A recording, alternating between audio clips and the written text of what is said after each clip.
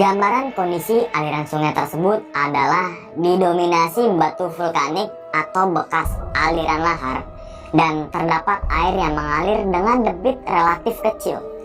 Bahkan bagian sungai-sungai tertentu, air ini hanya mengenang dan tidak mengalir. Kontur ketinggian antar batu satu dengan batu yang lain tidak terlalu jauh, sehingga memungkinkan Arif untuk melewatinya. Oh ya, sandal gunung yang Arif pakai sebelah kanannya itu putus teman-teman semua, karena menerabas semak belukar tadi itu.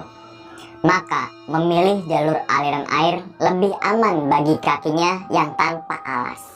Tanpa pikir panjang, Arif pun langsung turun menuju jalur aliran sungai tersebut.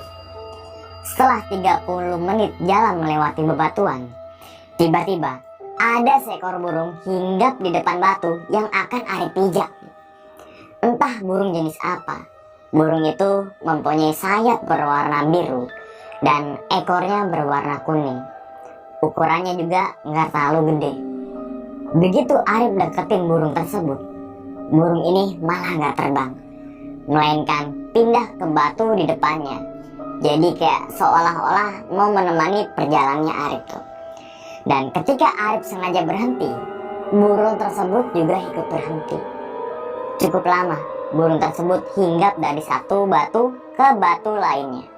Ketika burung tersebut terbang menjauh ke ranting pohon dan menghilang, Arif putuskan untuk berhenti. Dalam hati Arif berkata, ini mungkin pertanda. Perkiraan waktu itu masih jam 2 siang. Arif sempatkan untuk sholat zuhur terlebih dahulu. Beruntung masih ada matahari, sehingga perkiraan arah kiblat tidak melenceng terlalu jauh. Arif menunaikan sholat zuhur di atas sebuah batu besar di tengah aliran sungai. Perut mulai kembung karena hanya terisi oleh air. Arif harus survival untuk mengisi lambungnya. Di sekitaran aliran sungai tersebut, Arif hanya menemukan rumput yang paling memungkinkan untuk bisa dimakan. Sehingga sambil jalan, Arif ini sambil ngemil rumput liar yang ia paksakan untuk dikunyah dan ditelan. Pada ketinggian tersebut, tidak ada tumbuhan buah, dan kawasan yang Arif lewati adalah hutan pinus dan cemara. Arif sempat menggali tanah yang ada di aliran tersebut bermaksud untuk mencari cacing atau mencari belalang untuk asupan gizi. Entah memang masih berada di ketinggian atau kenapa ya, Arif ini sangat kesulitan untuk mencarinya. Prinsip paling dasar dalam survival adalah apa yang bisa dimakan oleh hewan, maka aman dimakan oleh manusia. Pada kondisi terpaksa, manusia bisa melakukan hal di luar batas kemampuannya. Duduklah Arif pada sebuah batu, dan batu tersebut berada di sebuah tepian jurang yang dasarnya hilang tertutup semak dan kabut tipis. Arif mulai menerawang jauh dan merenung kejadian tadi. Kalau bisa menangis, mungkin akan menangis. Entah kenapa, Arif ini nggak bisa nangis. Cowok ya. Sempat terpikir banyak hal aneh. Bagaimana kalau saya melompat ke jurang ini aja? Biar saya meninggal di gunung ini. Aneh saja bawa korek, bisa bakar semak-semak untuk tanda SOS. Sempat terpintas dalam pikiran kosong Arif mengatakan bahwa sampai pos perizinan beli sabun, sampo, habis itu mandi, terus makan soto ayam, pulang naik angkot, 25.000 cukuplah untuk semuanya. Inilah salah satu untuk memotivasi Arif untuk terus berpikir jernih dan positif thinking. Arif yakin bahwa ia masih akan hidup dan selamat. Tiba-tiba dari kejauhan terlihat samar-samar orang membawa ransel di sisi jurang yang lain. Spontan Arif ini teriak dan minta tolong tuh ya. Tolong ya. Sekali, 2 kali, 3 kali, namun gak ada jawaban tuh teman-teman semua. Dan setelah diperhatikan, bukan segerombolan orang yang membawa ransel, melainkan hanya halusinasi Arif saja. Singkat cerita, matahari mulai meredup. Arif langsung menyimbangkan rumput ilalang untuk tempat tidur saat malam hari. Ilalang yang tinggi akan mengurangi terpaan angin secara langsung. Sebelumnya, Arif mengikatkan flair hijau muda di sebuah ranting pohon. Sebagai apa sih? Sebagai tanda keberadaan Arif jika ada seseorang yang lewat nantinya. Entah kenapa, Arif memakai baju double. Mungkin ini sudah ditakdirkan. Satu baju yang lengan pendek diikat pada kedua bagian lengannya ya, dan tujuannya itu agar angin tidak bisa masuk. Tak lupa juga ia memakai sarung tangan dan juga kupluk. Rumput liar yang tinggi ini cukup empuk dijadikan bantal. Posisi tidur Arif ini menggulungkan tubuhnya sekecil mungkin ya, jadi kayak ngelingkar gitu, terutama menutup ujung kaki dan juga ujung tangan. Entah bagaimana menggambarkan dingin di ketinggian di atas 2500 mdpl atau meter di atas permukaan laut. Ketika bermalam di pos pondokan, tenda bagian luar itu kan dilapisi kristal es ya. Bisa diperkirakan sendiri tingkat suhunya itu dinginnya seperti apa tuh teman-teman semua. Nah, kita balik lagi ya ke ceritanya si Arif. Di tengah tidur pulas itu, Arif terbangun dan kebelet buang air kecil. Tanda-tanda alam menunjukkan bulan purnama bersinar terang dan tegak lurus di atas kepalanya si Arif. Mungkin antara jam 11 atau jam 12 malam. Ketika Arif mau pergi untuk kencing, Arif ngeliat lampu penerangan jalan berwarna kuning yang gak jauh letaknya tuh. Seperti Arif lagi tidur di atas sebuah bukit dan di bawahnya itu ternyata kayak apa ya? Kayak ada jalan raya yang melingkar ala jalan pegunungan gitu. Kemudian yang cukup meyakinkan adalah sayup-sayup itu dari kejauhan terdengar suara sepeda motor yang ngebut tuh. Pertanyaan muncul kemudian. Masa iya saya sudah sampai di perkampungan warga? Mata saya masih ngantuk. Kalau memang iya, besok pagi aja. Karena kalau malam ini saya turun, terlalu beresiko. Akhirnya Arif gak berani bergerak kemana-mana pada malam itu. Kemudian Arif memutuskan untuk tidur lagi. Namun seluruh badan Arif ini mulai menggigil teman-teman semua. Dan hingga akhirnya berselang sekitar 15 menit kemudian, barulah benar-benar Arif ini bisa tertidur pulas. Hari Senin bulan April 2006, menjelang subuh, dingin mulai merasuk ke tubuh si Arif.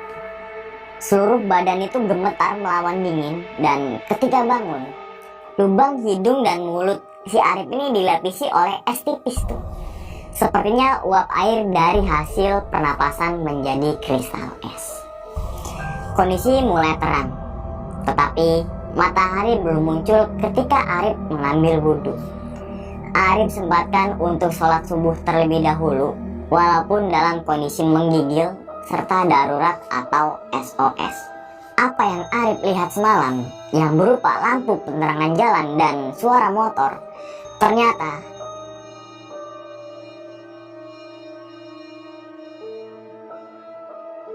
seketika Arif langsung merinding disambut suara azan asar yang menggema di antara lembah. Tubuh Arif ditubruk sesosok pria parubaya. Tinggallah nama Arif tanpa cerita.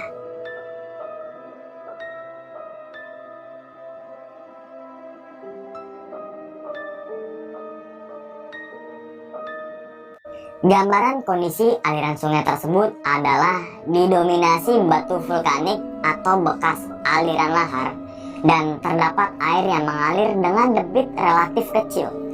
Bahkan bagian sungai-sungai tertentu, air ini hanya mengenang dan tidak mengalir.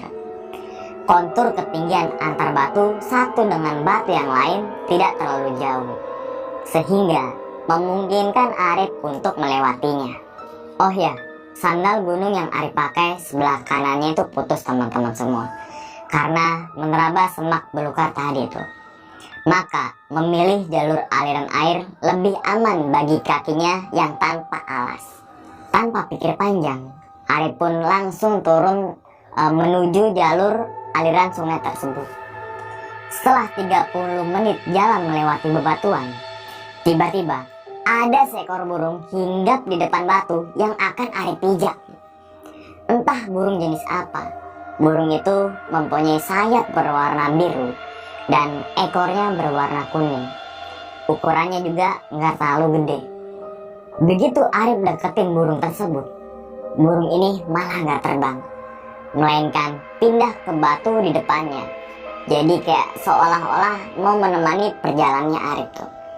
Dan ketika Arif sengaja berhenti, burung tersebut juga ikut berhenti. Cukup lama, burung tersebut hinggap dari satu batu ke batu lainnya.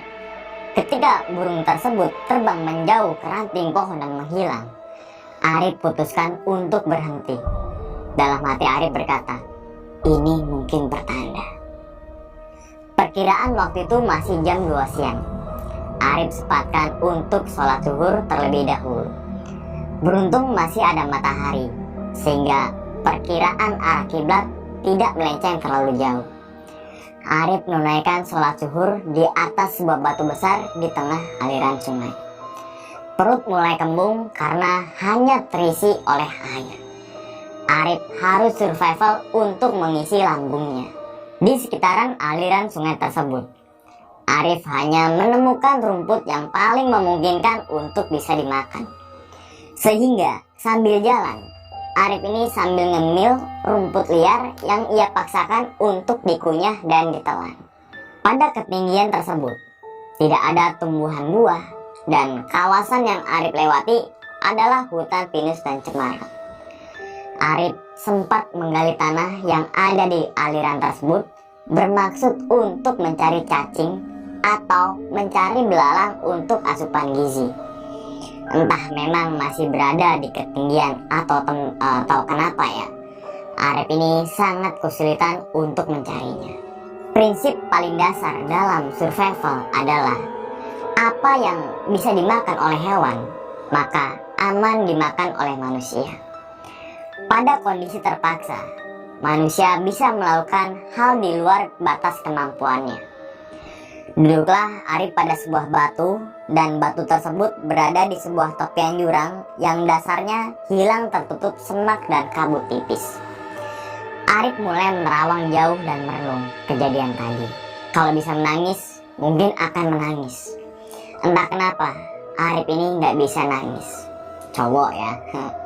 Sempat terpikir banyak hal aneh. Bagaimana kalau saya melompat ke jurang ini aja? Biar saya meninggal di gunung ini. Aneh saja bawa korek, bisa bakar semak-semak untuk tanda SOS. Sempat terpintas dalam pikiran kosong Arif mengatakan bahwa sampai pos perizinan beli sabun, sampo, habis itu mandi, terus makan soto ayam, pulang naik angkot, 25.000 cukuplah untuk semuanya. Inilah salah satu untuk memotivasi Arif untuk terus berpikir jernih dan positif thinking. Arif yakin bahwa ia masih akan hidup dan selamat. Tiba-tiba dari kejauhan terlihat samar-samar orang membawa ransel di sisi jurang yang lain. Spontan Arif ini teriak dan minta tolong tuh ya. Tolong ya. Sekali, 2 kali, 3 kali, namun gak ada jawaban tuh teman-teman semua. Dan setelah diperhatikan, bukan segerombolan orang yang membawa ransel, melainkan hanya halusinasi Arif saja. Singkat cerita, matahari mulai meredup. Arif langsung menyimbangkan rumput ilalang untuk tempat tidur saat malam hari. Ilalang yang tinggi akan mengurangi terpaan angin secara langsung. Sebelumnya, Arif mengikatkan flair hijau muda di sebuah ranting pohon. Sebagai apa sih? Sebagai tanda keberadaan Arif jika ada seseorang yang lewat nantinya. Entah kenapa, Arif memakai baju double. Mungkin ini sudah ditakdirkan. Satu baju yang lengan pendek diikat pada kedua bagian lengannya ya, dan tujuannya itu agar angin tidak bisa masuk. Tak lupa juga, ia memakai sarung tangan dan juga kupluk.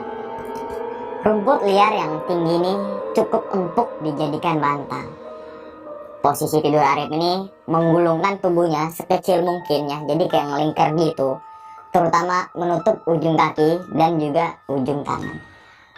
Entah bagaimana menggambarkan dingin di ketinggian di atas 2500 mdpl atau meter di atas permukaan laut.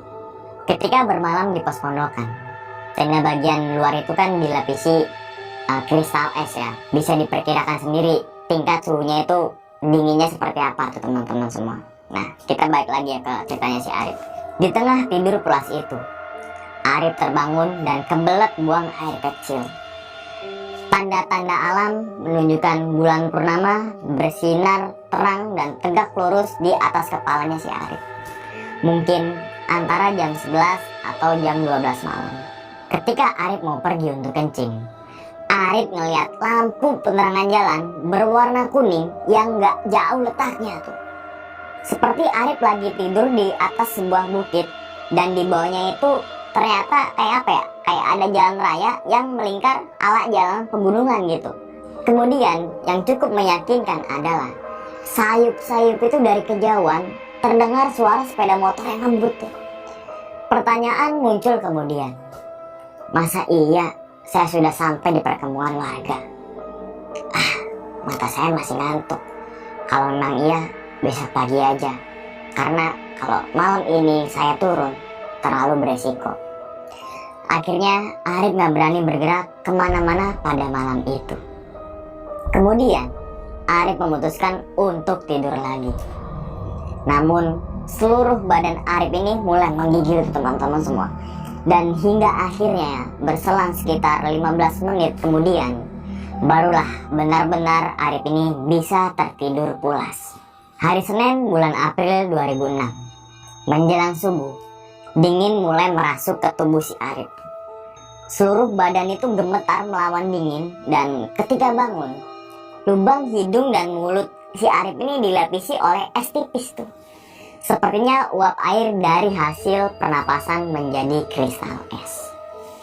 Kondisi mulai terang, tetapi matahari belum muncul ketika Arif mengambil wudhu.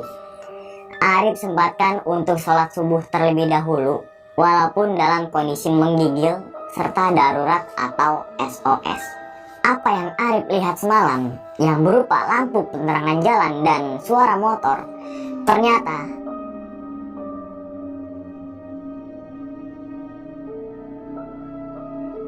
seketika Arif langsung merinding